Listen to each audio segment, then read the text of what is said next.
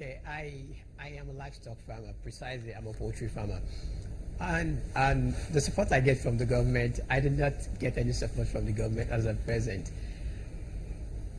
The things that government are meant to do, if there is, because the major problem that is facing livestock production, especially poultry production, is feed. The prices of feedstuffs goes high and up. It's not stable. If government can regulate prices of feedstuffs, if they can give seedlings to farmers to farm, the prices will and regulate the price and regulate the market price of which this farmer sells.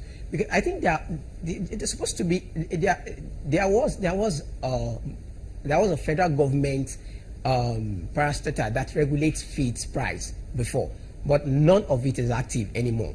Now, if they could regulate the feed price for us, there will be more poultry farmers, there will be more livestock farmers, because feed decide the extent of which you can invest in poultry. The amount you buy day-old chicks compared to what you spend on feeding them is so lesser. So if government had given, and then if government had taken care of the feed, we would have more poultry farmers, we would have more livestock farmers, and we will have more input, more product, more agricultural product out. Now, and the storage facility, governments are not helping with storage facilities. I'll give you a major example. Now, if we have a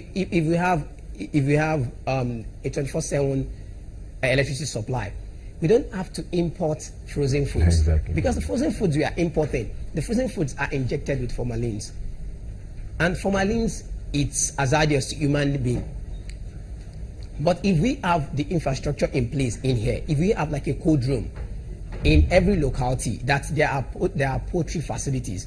Now, all you have to do is after 6 weeks of production of broiler, or 8 weeks production of broiler, you take it to that places, and after taking it to that places, government would have provided a market of which we can sell, and then they will be able to regulate the prices of selling out. So it will not be like, okay, the prices of which they are selling products that are produced in Nigeria is much more expensive than the imported ones. The reason why it is expensive than the imported ones is because of the cost of production, and the cost of production here basically lies on feeding the birds. Now, so if they can regulate the prices of feedstuffs and provide solution to infrastructures to make the processing aspect and packaging aspect so easy for people. We have more people in agriculture, and we have much more people and we are food products and other products will be so bountiful for everyone to access. Okay, so Mayo, I just wanted to ask a question. Are you a proponent of banning the importation of livestock? Yes. I am in support of banning the imported frozen foods, because the things that they are importing to our country are things that they cannot take in their own country. I was fortunate to be doing my program then in University of Ibadan when the research was carried out by PAN, Poultry Association of Nigeria. A lot of these imported products have there are a lot of things that they have residues, chemical residues, formalin residues, and a lot of bacteria that comes along with it, schizophrenia that comes along with it. So, and these are things that they cannot sell to their own people over there. So, and they are importing it, they're exporting it to us. We are importing it, and we are selling it at a lesser price because we think that it's something that is something that is cheaper compared to the ones that we produce here.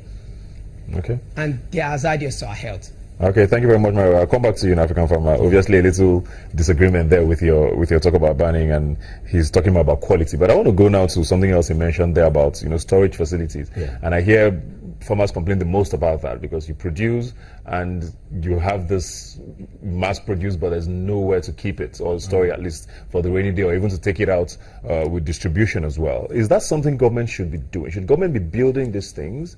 Or if they're going to make enabling environments, what should they be doing? Good. One, I always say that Bank of Industry is not doing enough. The general statement out there from experience is that the middle and small players, you don't find Bank of Industry really funding them. Recently, they're funding the NYSC programs and co. However, I believe they have the funds, and so they should involve in more incubation funds. You have the incubation centers for technology. You could have incubation centers for refrigeration. They have the funds, they can set it up and get people to bring in their produce.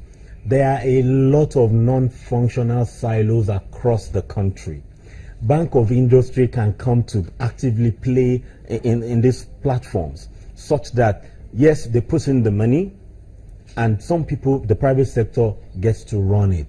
So Bank of Industry is key, in solving all those things. There are a lot of processing. We talk about tomatoes. Everybody's talking about tomatoes now. Bank of Industry is not big deal. You don't have to have a big factory running diesel. Small scale industry, that's what India does. So Bank of Industry really, if they sit up to embrace, to go headlong for this, all this will be a thing of the past. So let me mention this. Maiwa spoke about poultry grains. Now, I would expect that to see the Ministry of Agriculture now begin to invest heavily in soya and corn, because the bulk of 50% and above of every animal feed is maize. So you're seeing wheat, you're seeing rice. We don't have a comparative advantage, and I stand to be corrected. I agree with in Jigawa, in the Ajija Jamari. I've done it well. So we need to focus on corn, because corn can be produced in any state, anytime, and it actually increases protein intake. The flour mills need maize, the poultry need maize, humans need maize. So instead of looking at rice and wheat, why don't we, and that feeds carbohydrates and foreign exchange, why don't we look at maize that everybody can produce? We can store enough, and that would drive the prices of livestock feed by an average, drop it like 30%. So government needs to put in real policies, and I believe Bank of Industry really needs to do more. You did mention Bank of Industry quite a lot there. Yeah. Just go back to Mayowa just before we go now. A final word from you, Mayowa. What are you expecting from government this year? What's the one thing you want to see them do? Very quickly. Okay. The thing I'm expecting from government this year is this: regulation in feed price, and giving ceilings to farmers to plant, and regulation in production too, and provision of infrastructures, basic infrastructures to help farmers, livestock farmers, and as well data. The federal government and the federal government supposed to have data. I don't think there is a concrete data right now that specify the numbers of farmers in specific states or specific geolocation.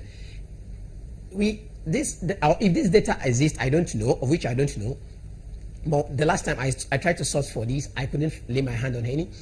If these numbers of farmers that are in each geolocations, what they farm, or livestock or crop, and they should encourage them. Last administration tried with the fertilizer scheme. This administration can start with regulations of seed produce, seedlings, and regulations of produce and products, because on the long run, these farmers, they just produce. And if you have ever been to a village where they are producing maybe maize, yam, or anything, you see these farmers, you see them working day and night, and you see that they have little little to show for it, because the middleman takes away all the profit. All right. Federal government can just create a platform which they would sell directly. All right, thank you very much, Mario. You obviously have a lot of things on your mind. Now, just a final word from you now. Yeah, I would want the government to work with private sector, to focus more with private sector and not the big players. The professionals in the private sector have a lot of liquid cash, and so they can work with them to ensuring them that it's not business as usual and people will put in money. Private sector, not the big private sector players, the middle and the lower. Thank you very much, African Farmer. Thank you very much, Maya, for joining us from Abuja. Very insightful. Hopefully the government has been listening. And I hope you guys have also enjoyed the show today. Like I always say, you can follow the conversation on Twitter at YNaija TV is the handle. The hashtag to follow is Dropping Minds. You can also visit the website, ynaija.com. I'll see you next week.